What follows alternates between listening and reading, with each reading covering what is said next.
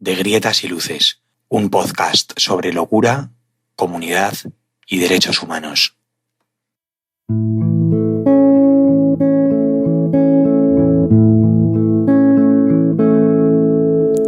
Menguando, me acuesto del lado. Muy buenas, esto es De Grietas y Luces. Yo soy Ana y estáis escuchando el segundo episodio del podcast de Made in Spain, en el que entrevistaremos a Miriam.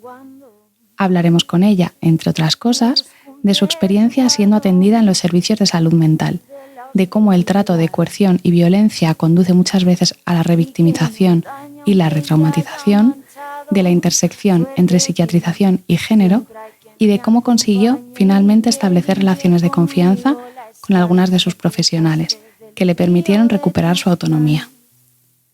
Os recuerdo que podéis participar en el programa enviando vuestros audios al teléfono 650 89 89 25.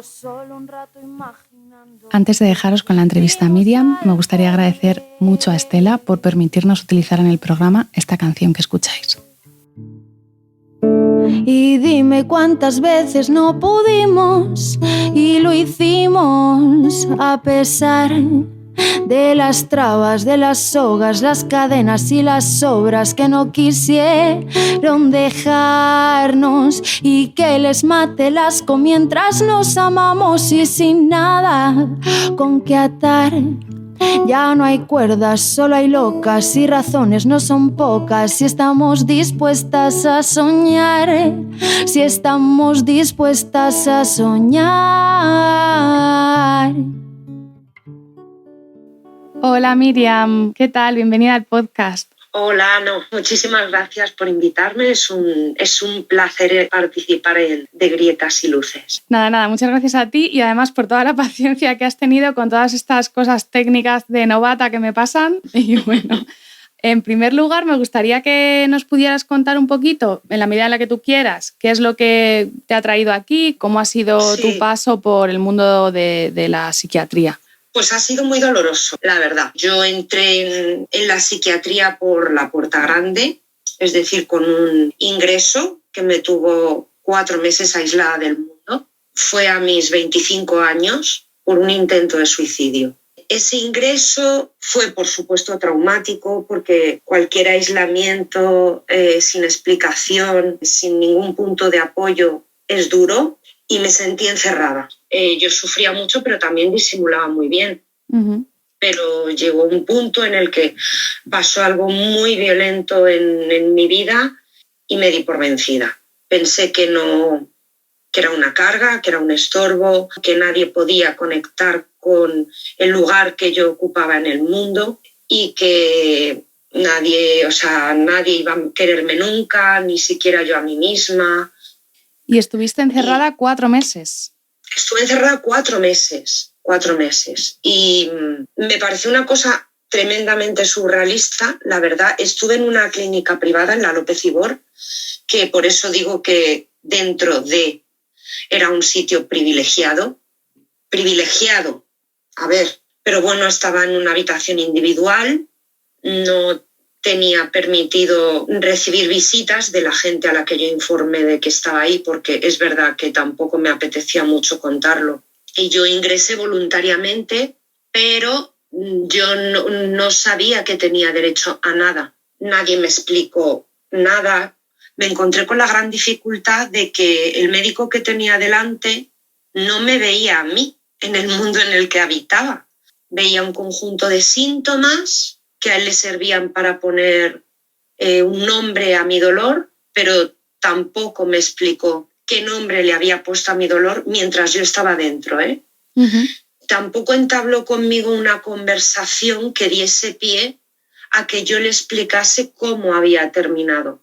Ahí, de un día para otro, ¿no? Esa conversación que yo necesitaba mucho, porque me habría, creo, que ayudado en algo a entender por qué me había superado el dolor y por qué no había sido capaz de gestionar mi sufrimiento cuando hasta entonces sí había sido posible. Fueron 4 meses muy duros, muy de soledad. Tenía 25 años mis mejores amigas, mi mejor amiga del colegio de toda la vida se iba a casar y yo era su dama de honor. Yo no podía llamar, entonces ni siquiera pude llamarla para decirle no voy a estar en tu boda. No tenía posibilidad de relacionarme con el mundo exterior y el mundo exterior que tenía la posibilidad no era muy bien recibido porque yo tenía una circunstancia familiar muy complicada y los profesionales de la López Ibor decidieron que era mejor que mi familia estuviese lejos. Todo esto son decisiones que se toman sin que yo sea partícipe de nada. En algunas estaba de acuerdo, he de decirlo, pero en otras contundentemente no. Y no había posibilidad de diálogo. Entiendo que estuviste muy medicada en ese ingreso. Sí, yo creo que la mayor violencia que sufrí en ese ingreso, o al menos la que más marcada se me quedó a fuego, fue que yo estuve una semana en la que lo único que recuerdo es estar tirada en una cama, imagino que durmiendo, despertándome todo el rato, desnuda con unas bragas de papel. A mí esto me llama mucho la atención. No entendía muy bien cuál era la finalidad de las bragas de papel, que de hecho lo primero que pensé fue que a lo mejor es que había sido sin ropa interior al hospital. No, yo fui de motu propio. Uh-huh. Y yo estaba vestida. Y entonces te quitan toda la ropa, incluso la ropa interior, entiendo que para evitar que te vayas a matar, ¿no?, con la ropa. Me lo quitaron todo y me llevé mi cuaderno, mi boli, mis productos de aseo. O sea, es que lo preparé. Muda para unos cuantos días. Al llegar allí hubo un momento en el que recuerdo que me pincharon, no sé el qué. Y desde ahí hay una semana de mi vida que lo único que recuerdo es estar tumbada, desnuda, que además recuerdo que me sentí demasiado vulnerable en un espacio en el que había muchos hombres. Estar desnuda con unas bragas de papel y inconsciente, no entendía yo muy bien nada. A mí esto que dices de esta imagen, ¿no?, de estar sobremedicada, prácticamente desnuda, ¿no?, en una cama durante días, en un sitio que no sabes dónde, o sea, que no has estado nunca antes, me acordaba de esto que se suele ver en los protocolos, como que la gente cuando habla de la contención mecánica y cómo evitar la contención mecánica, se suele poner como la contención farmacológica como algo menos malo, ¿no? Y claro, yo ahí, pues, ¿no?, que siempre digo, bueno, pues esto, claro, depende de cada persona, que hay gente a la que puede preferir que le pongan medicación, pero claramente hay gente que sus experiencias con la medicación, bueno, por lo menos atada estás consciente, que esto, claro, es que es muy personal y depende mucho de las experiencias que cada una haya vivido. Yo he vivido las dos experiencias, que me aten a una cama, y esta experiencia, ¿no?, de que me seden hasta el punto de quedarme inconsciente cuando es algo que tuvo que ser una medicación de verdad para caballos, porque a mí dejarme inconsciente siempre les es muy complicado y nunca más lo han conseguido. Y a mí ambas formas de atar me parecen igual de violentas, cada una con sus implicaciones. Yo sigo teniendo pesadillas con ese momento de vulnerabilidad extrema de estar desnuda con unas bragas verdes de papel. No había sábana bajera, estaba sobre el colchón, no había sábana para taparme, y para mí perdí tanta dignidad en ese momento como cuando me ataron con correas a una cama. Hay tanto de deshumanizante en el proceso, ¿no?, de que el que ata o el que medica, solo pasa por mi cabeza que para poder hacerlo o esté muy distanciado de sí mismo o esté muy distanciado de mí. Imagino que esto será mucho más fácil si no me consideran un ser humano, si me consideran una loca, enferma, y que esto se está haciendo por mi bien. Bueno, al final es la explicación que también se da desde los servicios, ¿no?, que esto no le gusta a nadie, que todo el mundo lo pasa mal, pero que claro, que es que no hay otro remedio, ¿no? Pero es que yo, si alguien me hubiese dado un abrazo en ese momento, un abrazo, no te digo ni siquiera escucharme en un momento de tanta vulnerabilidad. Yo tenía 25 años, pero te aseguro, Ana, que era una niña. Y de repente verme desnuda No sé, es que además fíjate qué locura, porque a mí esto me parece una locura. Como yo llegué consciente, me vio una psiquiatra, mujer, y su primer comentario fue: «Jo, con lo guapa que eres, ¿por qué te quieres matar?». Y yo ahí me quedé, me pareció un insulto, una forma tan superficial de tapar con mi imagen heteronormativa todo el dolor que yo arrastraba. A mí no me inspiró ningún respeto esa mujer. Pensaba que seguramente mucho del dolor que tú llevabas también tenía que ver, ahí también estaba mezclada, ¿no? Esta cosa de tu imagen y... Por supuesto. Me parece, la verdad. Porque tanto mi imagen como mi capacidad de fingir en mi bienestar emocional han jugado mucho en mi contra. Y sí, el hecho de tener una imagen normativa y ser funcional a nivel laboral, bueno, y a todos los niveles, pues quería decir que yo no sufría. Si yo vengo aquí es porque necesito que veáis lo que hay dentro, que es mucho sufrimiento y mucho dolor. Y lo sentí como una violencia. Sí que lo sentí como una violencia, porque no entendí que pintaba mi imagen en la ecuación de me acabo de intentar matar. Ya. Después de esa experiencia en la López Ibor, que fue así, luego estuviste en el Hospital Rodríguez Lafora. Sí, sigo teniendo pesadillas con todo eso. Qué duro, perdón, hace 3 años volví a intentar suicidarme y me acompañó un familiar, que fue quien me encontró, y le dieron la opción de llevarme a la López Ibor o al Hospital Lafora, Hospital Manicomio. Es un manicomio, No, de verdad que no estoy exagerando. Habrá mucha gente que esto no lo sepa, pero en realidad era un hospital, ahora ya no recuerdo qué nombre tenía, era un nombre franquista cuando era un manicomio y que luego, bueno, pues... Con la reforma psiquiátrica. Se supone que con la reforma psiquiátrica se cerraron los manicomios, ¿no? Esa es la cosa que la gente cree o que a veces se lee en sitios, y en realidad lo que se hizo con este lugar, igual que con otros muchos, fue simplemente cambiarle el nombre, reconvertirlo un poco, pero la gente que trabajaba allí seguía siendo la misma, la estructura era la misma, ¿no? Que ahora nos contarás un poco de eso, y el trato, obviamente, pues entiendo que seguía siendo un trato manicomial, y de hecho yo creo que hay mucho de lo que pasa ahí, que ahora nos contarás,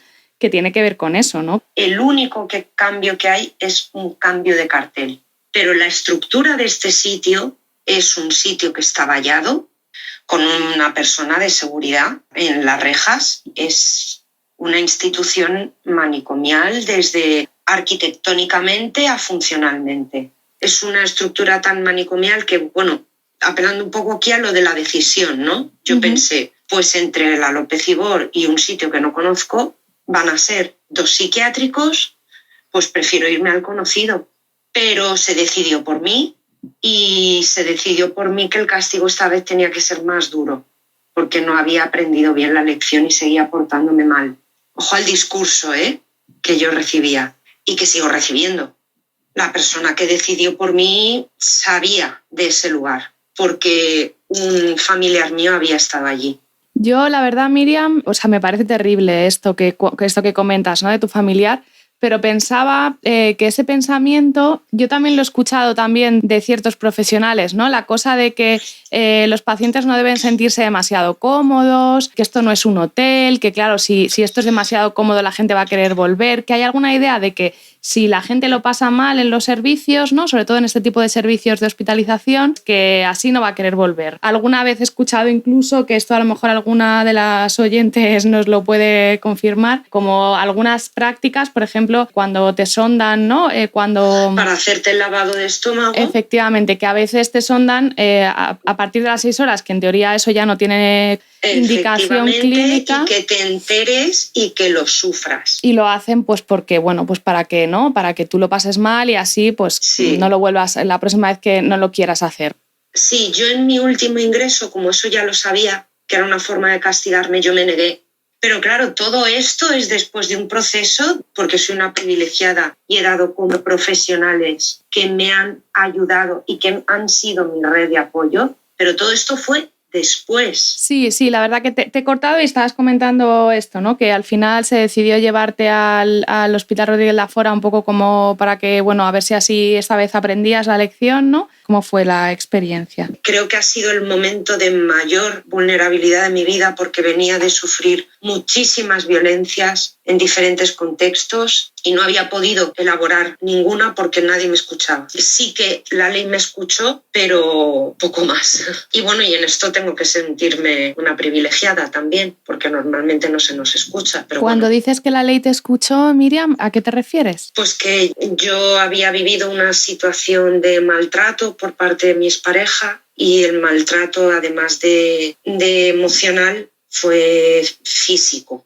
Y es duro esto, ¿no? Porque dicen que nadie puede quitarte la sonrisa, ¿no? Estas frases absurdas de positivismo maravilloso. Nadie puede robarte la sonrisa. Pues de un puñetazo sí te la pueden robar. Entonces, bueno, la cuestión fue que hubo que llevarme a urgencias. Me llevó mi maltratador explicando que me había caído al suelo, pero en urgencias se dieron cuenta de que era un golpe, de que había sido un puñetazo y tenía rota la nariz también. Entonces se actuó de oficio. Yo en ese juicio nos estamos yendo un poco del tema de lo que es el Lafora, pero bueno, creo que merece la pena. Luego volvemos. Mi agresor llevó un testigo, fui yo, y encima fui a defenderle, porque yo no me reconocía como víctima. Yo iba con la cara toda moratada y sin dientes, pero yo lo que decía era que hemos tenido una discusión, sin más. Si yo también le he chillado. Creo que esto te da un poco también, o sea, sirve como para que quienes nos están escuchando y sobre todo las mujeres que estén en este lugar no identificamos las violencias, porque es nuestro día a día y las tenemos tan normalizadas que las defendemos. Yo me acuerdo que hubo una frase mía, que claro, luego lo lees todo en la sentencia, ¿no? Que hubo una frase mía que fue: el pollo que estáis montando por una discusión de pareja. La testigo que él llevó era una niña muy jovencita y cuando el juez le dijo usted como testigo no puede mentir, se asustó y contó lo que había ocurrido. Entonces, bueno, pues la ley me creyó, pero no pude elaborar ese dolor con nadie más. Uh-huh. Entonces, pero bueno, que me refiero que yo después viví muchas otras violencias por parte de otros hombres, no parejas, y es un poco como, por decirlo, acostumbrada que estaba yo a la violencia. Ni diciéndome has sido víctima de maltrato, yo lo asumía. O sea, para mí eso era que me estás contando que yo no soy víctima de nada, que saco de quicio a la gente y al final me tienen que pegar o chillar o insultar o tratar como si no fuese un ser humano. Sí. Entonces, claro, la entrada en el Lafora fue todo surrealista, pero realmente me ha ido doliendo mucho después, porque también te digo que activas el modo supervivencia. Cuando ves esa estética, que es una estética como la que se ve en cualquier película de terror ambientada en un manicomio, no te digo alguien voló sobre el nido del cuco, ni siquiera, no. Pues yo llegué, pues el protocolo, lo primero que hacen es que te desnudan, te llevan a una sala que es la sala de duchas, no hay baños en las habitaciones, hay una sala de duchas que es una sala como la de un gimnasio, con alguna ducha que sí que tiene 2 paredes, pero lo normal son grifos colgando del techo y una manguera para el primer día que entras. Entonces a mí me lambaron con una manguera. Es verdad que yo iba con muchas autolesiones, entonces recuerdo que yo solo podía mirar al suelo y ver cómo el agua corría con toda la sangre hacia el sumidero. Y te piden que te pongas de cuclillas, muy carcelario, ¿no? Por si que te llevas pongas algo... Sí, de espaldas y de cuclillas, muy carcelario, por si llevas algo escondido. Con una manguera, perdón que resalte esto, pero me parece como, ¿no?, una cosa... Deshumanizante totalmente, sí. Y yo no sé cuántos derechos humanos se pueden vulnerar a la vez en un sitio, de verdad.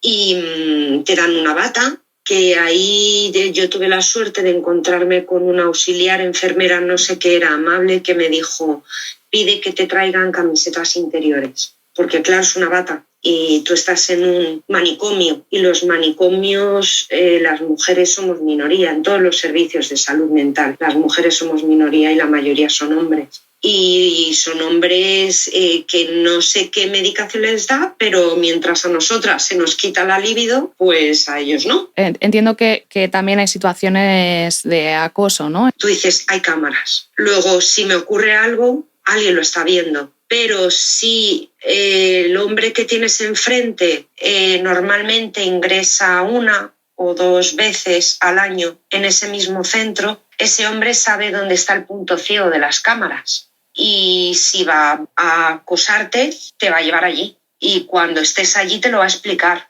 el por qué te ha llevado allí. Te traigo aquí porque este es el punto ciego, aquí nadie puede vernos y si gritas nadie te va a oír. Y esto te pasó a ti, ¿verdad, Miriam? Sí, esto me pasó a mí y luego coincidí con otra chica que estuvo en otro momento en este mismo centro y que le ocurrió con el mismo psiquiatrizado. Y esto entiendo que en algún momento los profesionales lo sabían. A ver, yo cada vez que entraba una chica, yo la protegía y yo pensaba, si yo lo veo, todo el mundo lo ve. Claro. Pero sí que es verdad que una vez a la semana teníamos terapia de grupo y yo tuve que llevarlo a la terapia de grupo porque nadie hablaba de ello. ¿Y se hizo algo cuando lo llevaste a la terapia de grupo? No.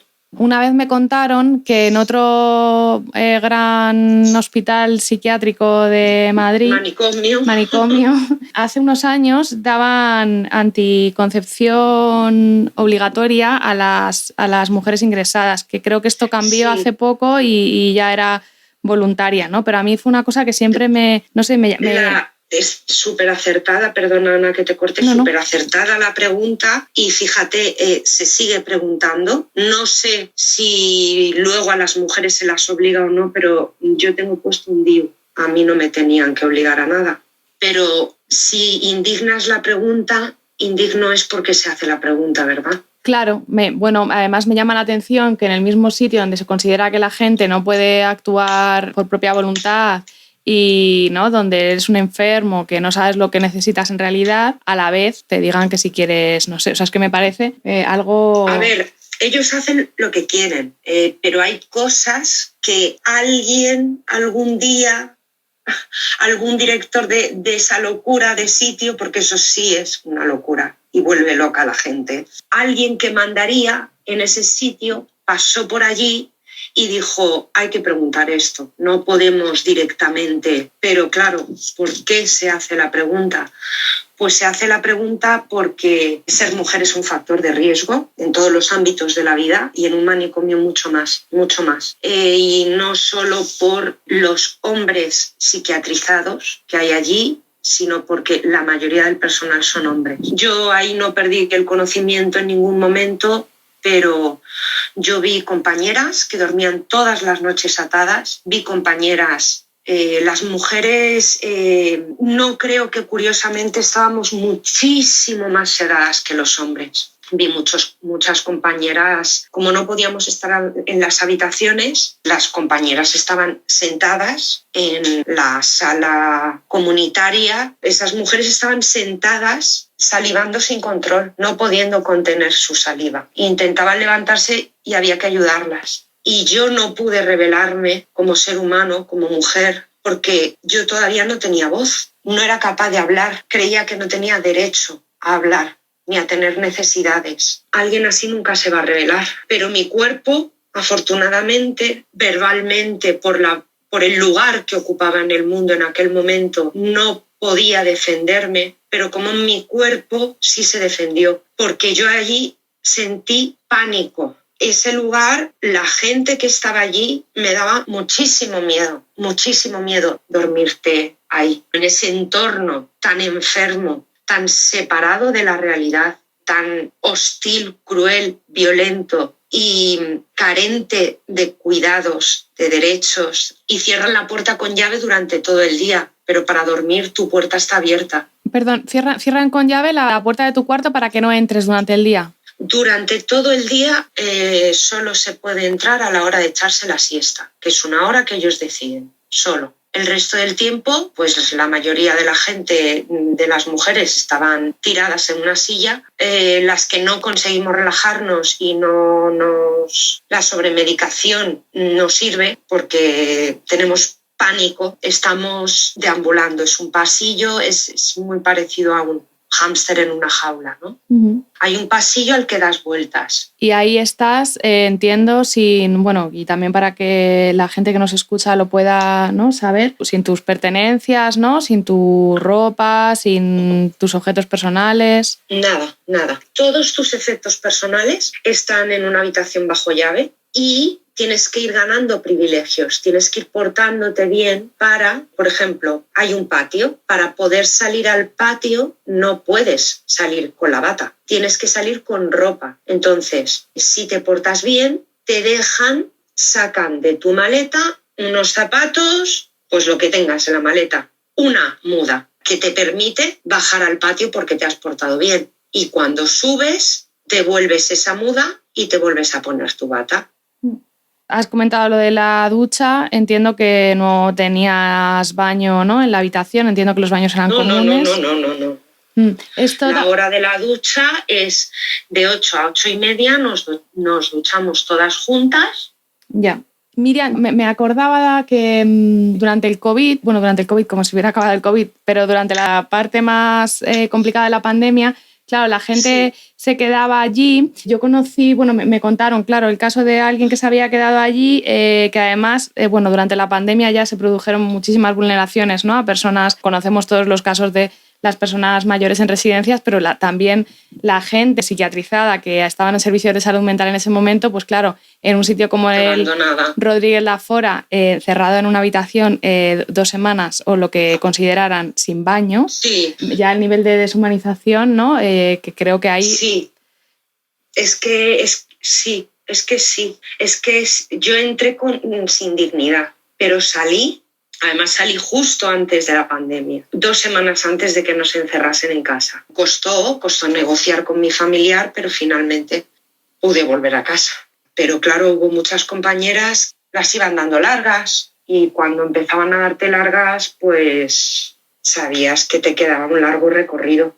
Claro, Miriam, esto también es interesante, o me lo parece, porque es verdad que cuando se habla de los ingresos involuntarios, ¿no?, parece que estamos hablando pues de cuando te hacen un ingreso involuntario y se supone que tiene que venir alguien, ¿no?, del juzgado y todo este tema, pero hay mucha gente que está involuntaria, o sea, que en teoría está voluntaria, pero o bien cuando dice que se quiere ir le hacen involuntaria, o bien, pues está con esta cosa, ya en otro momento me lo pides, o cosas así, ¿no?, que al final... Justo. Eso es.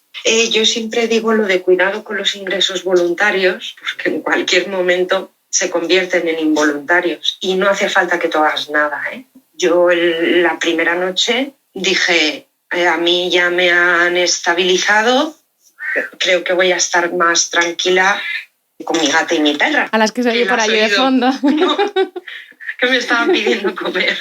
Que están participando. Sí, ellas han contribuido mucho a mi bienestar emocional siempre. Y yo la primera noche verbalicé me quiero ir y me dijeron que eso lo tenía que decidir mi familiar y mi psiquiatra, no yo. Y yo dije, pero a ver, si yo estoy aquí voluntariamente, sí, pero eso lo tienen que hablar ellos, tal. Yo hasta los 3 días no pude hablar con el psiquiatra, Pero hay una forma muy buena también de escaparse.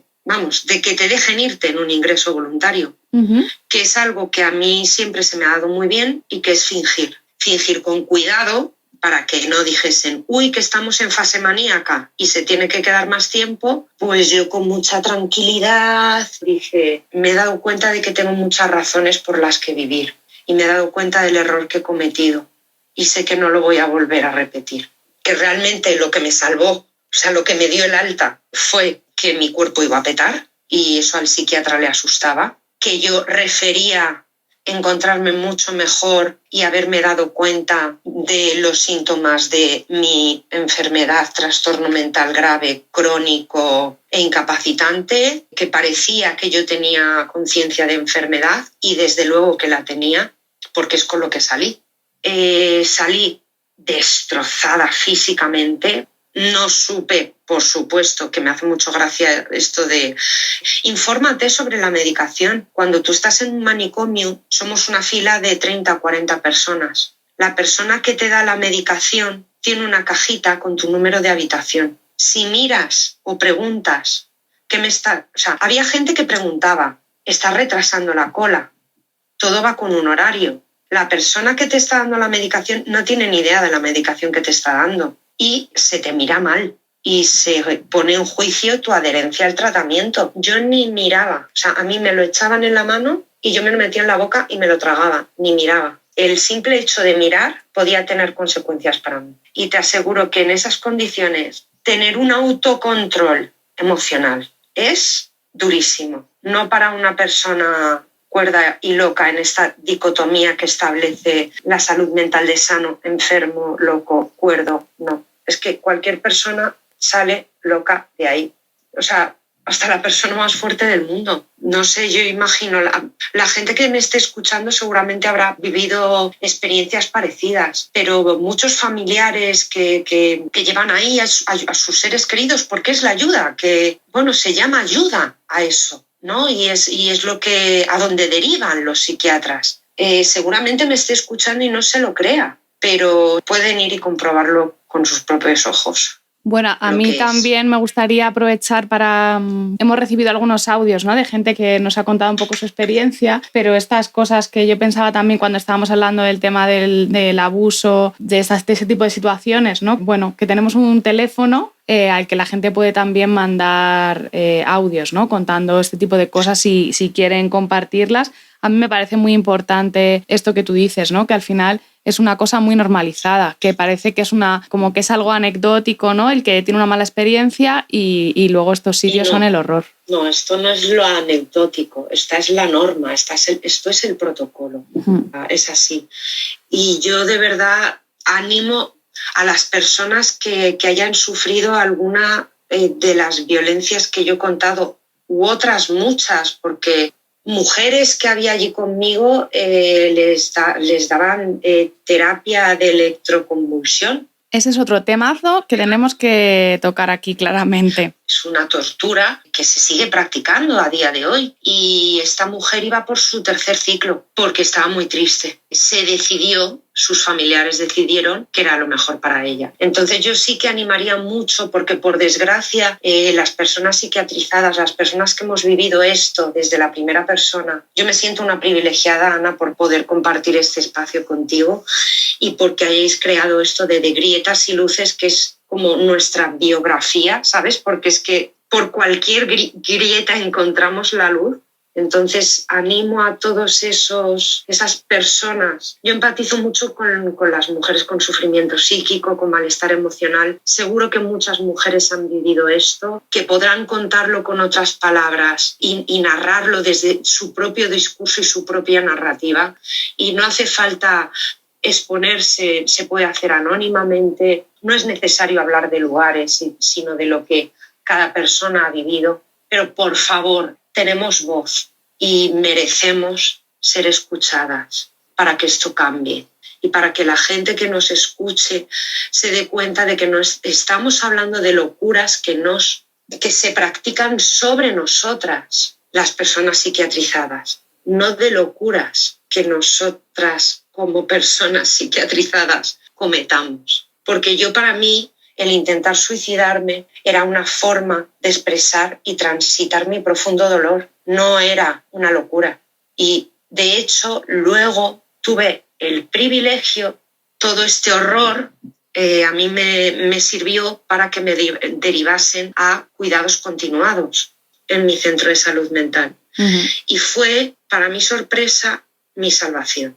Porque de repente, a mí que tanto miedo me daban los señores batas blancas y los profesionales de este ente extraño que era la salud mental, pues de repente me encontré con personas que me trataban como una persona, que me atendían respetuosamente y sin coerción, que asumían que había estado sometida a violencias, aunque yo todavía no podía contarlas porque no estaba preparada para reconocerme como víctima, cuando todo el discurso que se había elaborado por mí era de que yo era el monstruo, ¿no? ¿Cómo voy a ser la víctima si soy un monstruo? Se me acompañó desde el evitar retraumatizarme. Se cuidó mucho no reproducir conmigo relaciones de control, de poder y de coerción que a mí me llevaban a la revictimización, y se me trató desde la horizontalidad, alucina, de persona a persona, desde la codecisión, desde el yo te doy herramientas, desde esa máxima de no hacer daño. Y a mí se me trató desde ahí, porque yo estaba abocada a ser una mujer institucionalizada, porque no tenía una red de apoyos, porque se acumulaban los diagnósticos. Y claro, yo salí de ahí con más ganas de matarme todavía, claro, mucho más deshumanizada. Yo ya era una enfermedad, claro, porque la medicalización y el diagnóstico pueden crearte esa impresión, ¿no?, de que todas tus preguntas pasan por la respuesta de la psiquiatrización, la respuesta de tu etiqueta. Ah, bueno, es que me intento matar porque los síntomas de mi etiqueta dicen que... Pero claro, yo desde ahí no podía elaborar una narrativa propia, un proceso de buscar el significado y la narrativa que dignificase mis expresiones de dolor. Yo ahora, ¿por qué he conseguido huir de la institucionalización a la que estaba abocada? Porque yo era un caso perdido, ¿eh? Y así es como llegué a los profesionales que me devolvieron la dignidad y que me hablaron de que tenía derechos y de que tenía una voz que merecía ser escuchada, y que no me trataron desde el desequilibrio químico, sino desde el equilibrio de poderes. Y me dieron no me dieron el poder, porque el poder era mío, pero me recordaron que lo tenía. Me parece brutal esto, porque es verdad que hay, ¿no?, un grupo de gente que habla de la atención con conciencia sobre el trauma, ¿no? Estuvimos hablando el otro día de Beth Filson. Justo, el modelo de cuidados conscientes del trauma de Beth Filson. Sí, cuando te escuchaba, primero pensaba que qué gran ejemplo eres de esta cosa que decimos mucho, de que las personas que tienen diagnósticos no son más violentas, que es como es lo que está en el imaginario, ¿no?, de la gente, sino al revés, sino que muchas veces han sufrido más violencias que el resto de la población. Y luego, por otro lado, lo importante que es hacer este proceso, ¿no?, de darte cuenta de tus derechos y de lo que has recibido, que muchas veces han sido más violencias, ¿no?, añadidas. Pues la gente que estaba ahí, se supone para cuidarte, lo que ha hecho es, lo que tú decías, ¿no?, retraumatizarte, violentarte de nuevo. Cronificar mi dolor. Por repetir toda la violencia que tú llevas sufriendo desde siempre. Sí, yo necesitaba una red de apoyo y nunca la he tenido. Sí he tenido muchas y muy buenas amigas, pero yo siempre he fingido estar bien. A mí me cuesta pedir ayuda, ni ahora con los profesionales que tengo, que confío totalmente en ellos. De hecho, yo tengo unas voluntades anticipadas en las que el primer punto es no acepto ningún tipo de ingreso. Y mis representantes en esas voluntades anticipadas son mi enfermera y mi psiquiatra. A mí el sistema de salud mental tal y como está montado me ha hecho mucho daño, pero he tenido la suerte y el privilegio de dar con grandes mujeres dentro, con un pensamiento muy crítico, que apostaban por otras formas de acompañar y que lo pusieron en práctica conmigo. Y cuando alguien, en vez de cronificar ese discurso que tú ya llevas, de ya lo he perdido todo, soy un monstruo, no merezco vivir, vamos a buscar los porqués a ese dolor, vamos a buscar lo que subyace al síntoma, a la experiencia dolorosa. Vamos a entender por qué en su momento apareció como una conducta adaptativa que te permitió sobrevivir a una realidad que por tu edad era imposible que tu cerebro pudiese entender. Vale, con el tiempo ya no te sirven. Eres una mujer adulta y puedes encontrar otras formas de dignificar tus expresiones de dolor desde el lugar en el que ahora habitas en el mundo, ¿no? Entonces es tan sanador el acompañamiento desde esos lugares, y yo, te soy sincera, Ana, sola no habría podido hacerlo, porque sola no estoy, pero estoy muy mal acompañada. Ya. ¿Sabes? Porque muchas veces los entornos que tenemos las personas psiquiatrizadas y tan medicadas son entornos muy difíciles. y no quiero la profecía, no me sirve la profecía autocumplida a la que me abocaban todas mis etiquetas psiquiátricas, que son enferma, crónica e incurable, todas trastorno mental, grave, recurrente, crónico, incurable. Cada nueva etiqueta, porque encima cada vez que voy a ver a un psiquiatra nuevo me ponen una nueva etiqueta, pero el hecho de yo poder vivir sabiéndome esos nombres, sabiéndome el DSM-5 y toda esa escala de síntomas, sabiendo todo eso, el poder elegir yo otros caminos, a mí me ha permitido a día de hoy tener un trabajo, no depender económicamente de quien no tengo que depender en ningún sentido, poder plantearme un futuro lejos de donde estoy, que eso sí va a contribuir y mucho a mi bienestar emocional. Me ha permitido hablar como hablo ahora. Creo que estoy en el derecho de contar esto con mi nombre, dando los nombres de los sitios en los que he estado y reivindicando también que hay otras maneras de acompañar, que no cronifican. Hay servicios de salud mental que tienen enfermos porque se les ha convencido de que lo están, o porque su entorno les ha convencido de que son unos enfermos,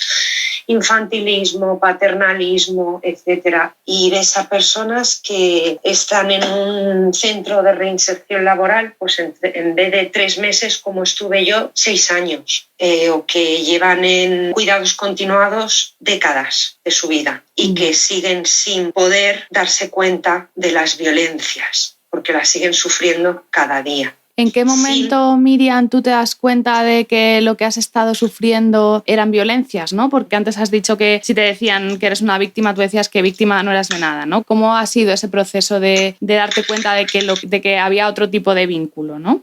Pues precisamente es desde ahí, desde el vínculo seguro, desde el dar con profesionales con los que no tenía que fingir, porque sabía que no habría represalias. Y las represalias para mí eran más medicación, más etiquetas diagnósticas, o que les diese tanto miedo lo que les estaba contando que me ingresase. Una vez que vi que nada de eso ocurría, sino al contrario, yo he visto a mi enfermera, yo contándole cosas desde la más absoluta normalidad, llorar. Y eso me hizo plantearme muchas cosas de lo que ella me decía. Y ¿sabes también lo que pasa? Que yo encontré desde muy joven, y creo que a mí eso me salvó mucho, mujeres que hablaban mi lenguaje. Recuerdo que uno de los primeros libros que me leí fue uno de Pizarnik. Uh-huh. Alejandra Pizarnik hablaba mi lenguaje.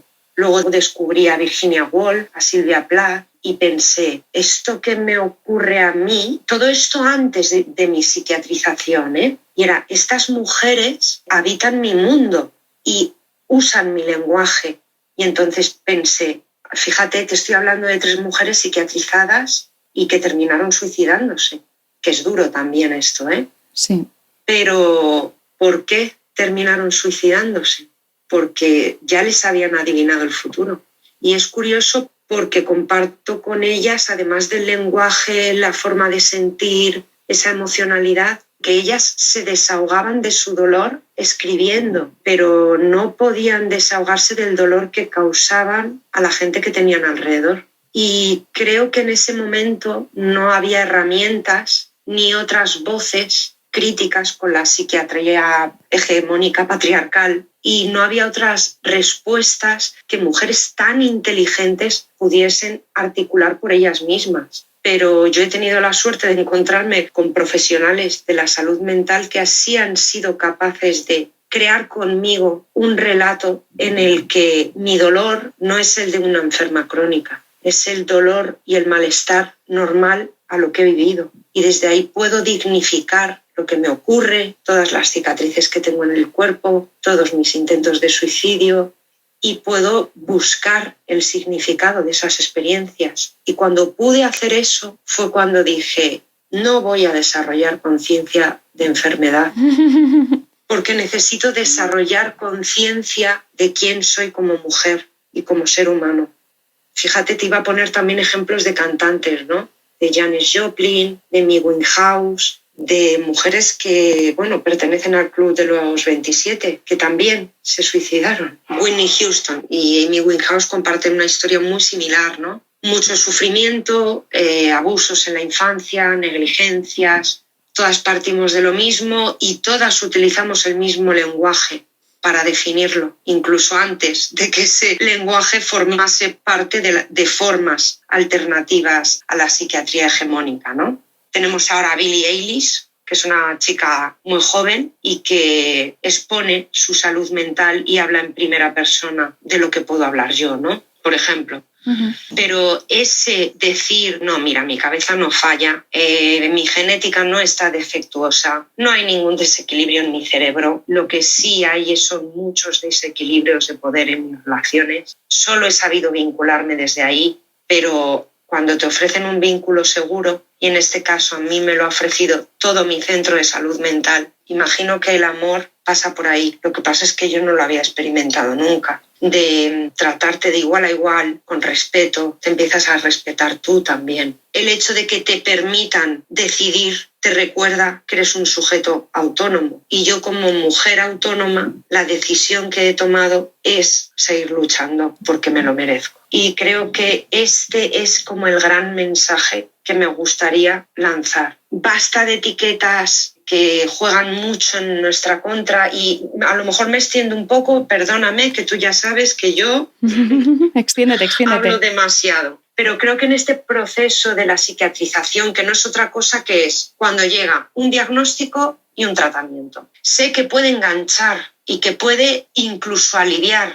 porque de repente un sufrimiento que nunca ha sido escuchado ni tenido en cuenta, porque por eso el sufrimiento sigue creciendo, porque tú expresas un sufrimiento, un malestar, un dolor interno y lo que recibes es, deja de pensar tanto. Eso nos pasa a todos, ¿no? Como yo, por ejemplo, con mi insomnio. Llevo 6 meses sin dormir. Todos hemos pasado una mala noche, ¿sabes? Ese anular el dolor del otro hace que te vayas callando. Porque, si esto le pasa a todo el mundo, o anda, estás loca, ¿cómo piensas eso? Hay mucho juicio en todo lo que recibes. Entonces, creo, para mí no lo fue, pero creo que en ese proceso de etiquetado del sufrimiento y de tratamiento hay vaya, alguien reconoce que sufro y me está diciendo que sufro porque tengo una enfermedad. Y es muy fácil quedarse ahí porque, de repente no solo es que alguien vea tu dolor, sino que hasta le pone un nombre que aparece en un libro que te dicen que dice la verdad.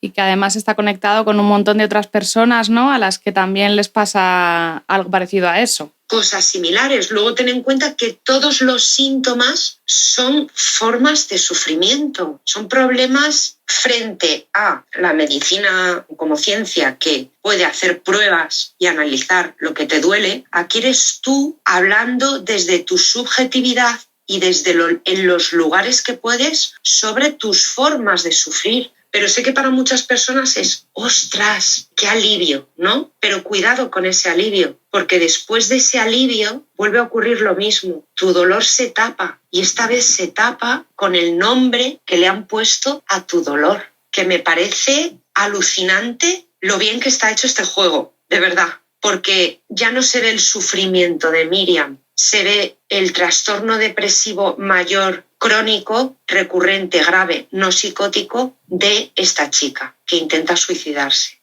en mi caso. Uh-huh. Si Miriam se autolesiona, es un síntoma de su trastorno límite de la personalidad. Y no, es que nadie le enseñó a gestionar cosas muy difíciles en la infancia y es lo único que se me ocurrió para poder disociarme de lo que me estaba ocurriendo. Ya. Pero claro, si volvemos a tapar y convertimos el malestar normal a situaciones que ningún niño debería vivir en síntomas y patologizamos el sufrimiento, la persona no ocupa ningún lugar en esta ecuación. Por eso entiendo que sea tan fácil atar, sobremedicar, revictimizar, retraumatizar, encerrar y aislar. Desde ahí. No entiendo. Yo animo a la gente a que busquen su historia. Hay herramientas para ello, y hay talleres y lugares seguros donde pueden encontrarse esas herramientas. Creo que Made in Spain es uno de los sitios seguros donde se pueden encontrar herramientas muy valiosas. Creo que este espacio de Grietas y Luces también lo es. Hay herramientas para hacerte esas preguntas que nunca nadie te hizo. Y desde ahí sí puedes crear tu propia narrativa y sí puedes ser una persona autónoma con tus limitaciones como todo el mundo, porque no todo el mundo sabe gestionarse emocionalmente 24/7 los 365 días del año. Ya ves. Todos nos derrumbamos. Claro, es difícil cuidarse, ¿no? Si de niña no te cuidaron y creciste en lugares en los que se hacía lo contrario contigo, pues no sabes cuidarte. Pero eres un ser autónomo que si quieres, si te apetece, puedes buscar lo que significa para ti el autocuidado. Puedes poner otro final a esta historia. Si yo, que estaba abocada a la institucionalización, estoy tomando las riendas de mi vida y hablo como si tuviese todo el derecho a hacerlo porque lo tengo, creo que gente que esté empezando en este proceso de tratamientos, diagnósticos y demás, además de que puede aportar mucho a espacios como este, puede revertir la situación. Cuando hablabas de lo de aprender a cuidarse, cuando decías lo de que, claro, si no te han cuidado bien, pues no sabes cuidarte, me he acordado de esto, de esta indicación que muchas veces está en los protocolos de contención mecánica de si el paciente lo pide, ¿no? Que bueno, podríamos hablar 3 horas sobre esta indicación de si el paciente lo pide, pero bueno, me recordaba mucho a esto, ¿no? Que es como haber interiorizado la contención mecánica, el que te va a tener una cama como un cuidado, y por eso lo pides, entiendo. Efectivamente. Imagínate qué historia hay detrás de eso, ¿verdad? Ya ves.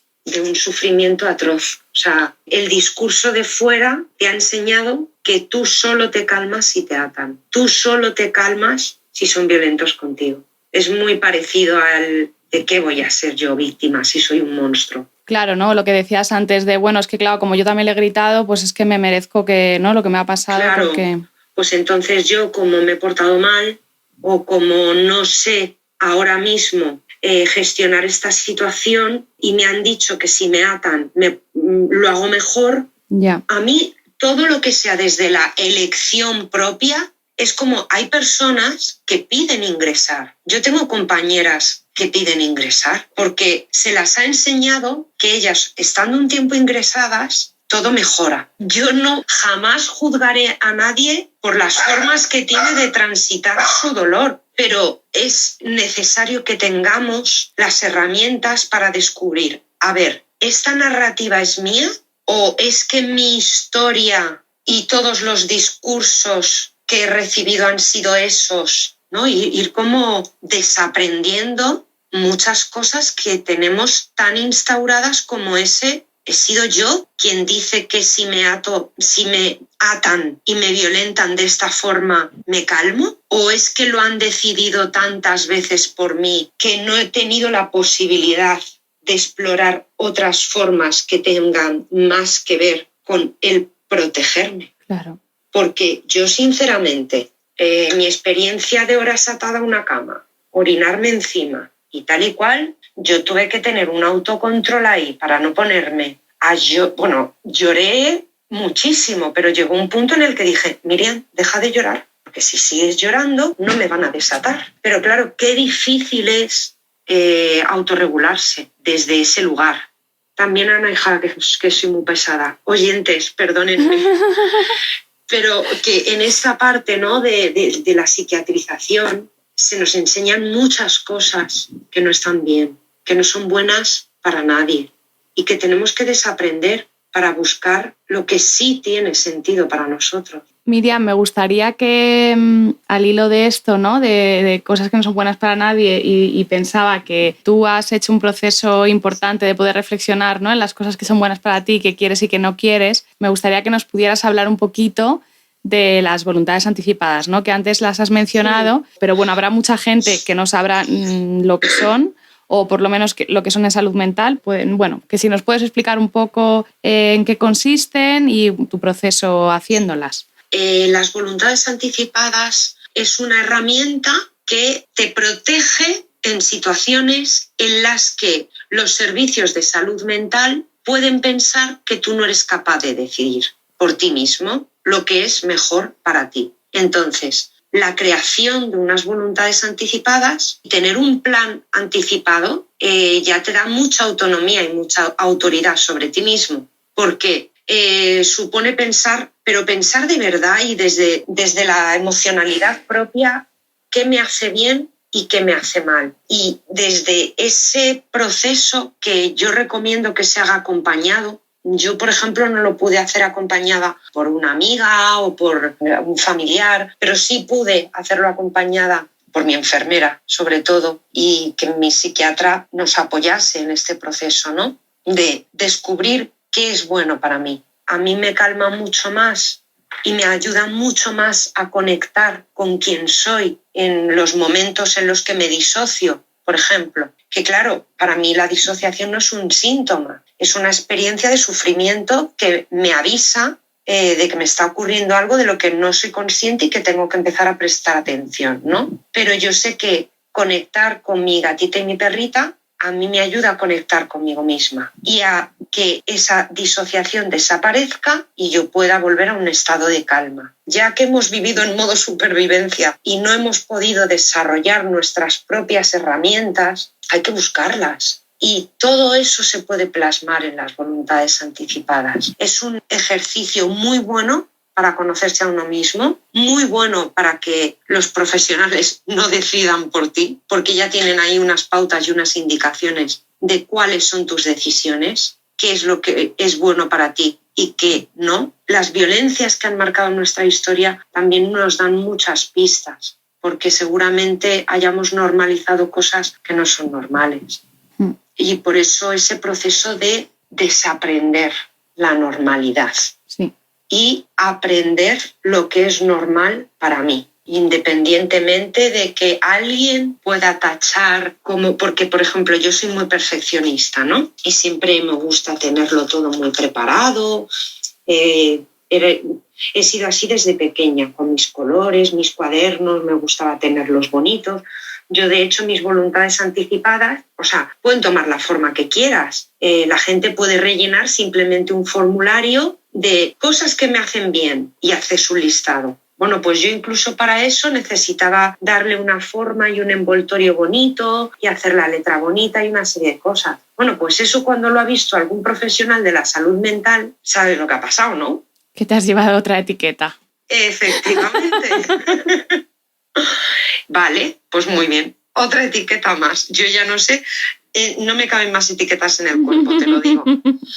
Pero si para mí eso me hace bien, no daño a nadie con eso, ni tampoco me daño a mí misma, no me lo conviertas en patológico, que para mí es lugar seguro, es disfrute, es alegría, es una forma de relajarme y es mi forma de mostrarme sobre el papel. Cuidado con, estoy haciendo esto, porque es que ¿sabes lo que pasa? Que las personas que vivimos y ocupamos el lugar de psiquiatrizadas somos las personas que más dudamos de nosotras mismas. Dudamos de todo lo que hacemos, porque todo es sometido a juicio. Y entonces, a ver si me estoy obsesionando mucho con esto.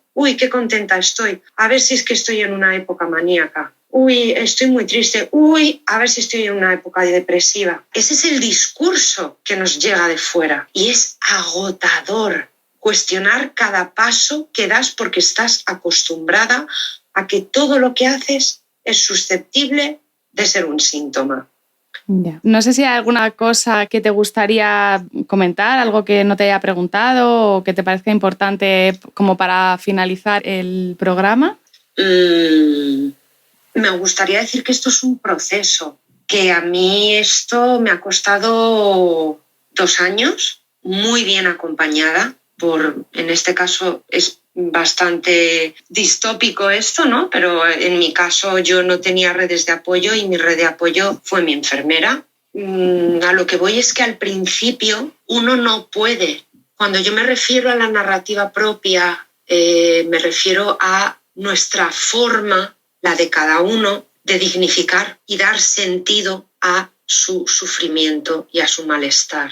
¿Qué pasa? que a veces no tenemos palabras. Para que se cree un significado necesitamos una palabra que pueda definirlo. Y hay veces que hay experiencias que son tan duras que no podemos ponerlo en palabras. Lo que hice yo, y espero que le sirva a la gente, es respetar el decir, ahora no soy capaz de encontrar un significado a esto porque no encuentro ni palabras para explicarlo. Me refiero que es un proceso y que crear nuestra historia vital, la nuestra, no la que nos cuentan. Por eso siempre digo, si lo puedes hacer con alguien que te quiera y que sepas que te quiera, siempre es mucho mejor porque facilita esto, ¿no? El contacto, la relación con el otro facilita muchísimo hacer este proceso. Y porque apela mucho a lo comunitario también, porque, por ejemplo, todos estos dolores de los que os he hablado son míos y yo les he puesto estas palabras, pero no son dolores míos, me refiero a que estén solo en mí. Están en un montón de historias y en un montón de expresiones de dolor diferentes. Esa apelación no a que lo personal es político. Sí. Claro, pero encontrar esas palabras para crear nuestros significados lleva tiempo. Y yo creo que es un proceso que hay que hacer desde el respeto con uno mismo, porque igual que yo me tiré un año diciendo que yo no era una víctima porque no era mi momento de asumir lo que esa palabra significaba para mí. Que creo que este proceso no tiene un final porque afortunadamente vamos a seguir aprendiendo y nos queda mucho por aprender, por gestionar, por vivir, por sufrir, pero que sea desde nuestra elección, con nuestra voz y con nuestros significados. Muchas gracias, Miriam, por este mensaje final y por toda la entrevista. Muchas gracias por hablar de estas cosas que yo, lo has dicho también y también te lo comenté contigo antes de la entrevista. Me parece que son cosas muy íntimas y muy dolorosas, ¿no?, de poder traer a esto, y a mí por eso me parece que tiene mucho valor y te lo agradezco mucho y espero poder liarte para otra más adelante. Yo ya sabes que será un placer. Me he sentido súper honrada con tu invitación, Ana, y de verdad que creo que Grietas y Luces es un proyecto potentísimo. Sabes que te admiro mucho y que animo de verdad a la gente que tenemos voz y que nos merecemos hablar en alto. Muchas Así gracias. Que todo el mundo a llamar y a participar de este espacio, que es un espacio seguro. Muchas gracias, Miriam. Un abrazo. Un abrazo, Ana. Gracias. Y hasta aquí el programa de hoy. Recordad que podéis enviarnos vuestros audios al teléfono 650 89 89 25. Hasta pronto.